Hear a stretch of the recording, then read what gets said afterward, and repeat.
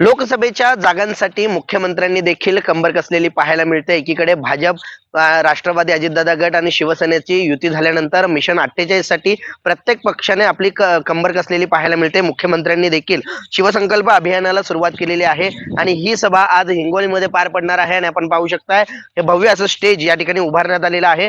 तर दुसरीकडे राज्याच्या सत्ता संघर्षाचा निकाल देखील येणं अपेक्षित आहे। 4 वाजता या निकालाला विधानसभेचे अध्यक्ष राहुल नार्वेकर सुरुवात करतील आणि 4 वाजता मुख्यमंत्री हे हिंगोलीमध्ये दाखल होतील। त्यामुळे ज्यावेळेस निकाल हातामध्ये येईल, महाराष्ट्राच्या समोर संपूर्ण निकाल येईल, त्यावेळेस मुख्यमंत्री हे हिंगोलीतील सभेला संबोधित करणार आहेत। मात्र आता या हिंगोलीच्या सभेकडे संपूर्ण राज्याचं लक्ष लागलेलं आहे, कारण ज्यावेळेस विधानसभा अध्यक्ष नार्वेकर हे हा निकाल देतील, त्यानंतर मुख्यमंत्री हे या सभेमधून संबोधित संपूर्ण महाराष्ट्राला करताना पाहायला मिळणार आहे। त्यामुळे या निकालाकडेच नव्हे तर या हिंगोलीच्या सभेकडे देखील महाराष्ट्र राज्याचं लक्ष लागून आहे, कारण आमदार अपात्रतेमध्ये मुख्यमंत्री एकनाथ शिंदे यांचं देखील नाव आहे। त्यामुळे या सभेमध्ये मुख्यमंत्री संबोधित करत असताना हे आमदार अपात्र होत आहेत का, किंवा शिवसेनेचे आमदार अपात्र होत आहेत किंवा उद्धव ठाकरे यांचे आमदार अपात्र होत आहेत, याकडे संपूर्ण राज्याचं लक्ष लागून आहे। तर हा निकाल हाती आल्यानंतर मुख्यमंत्री याच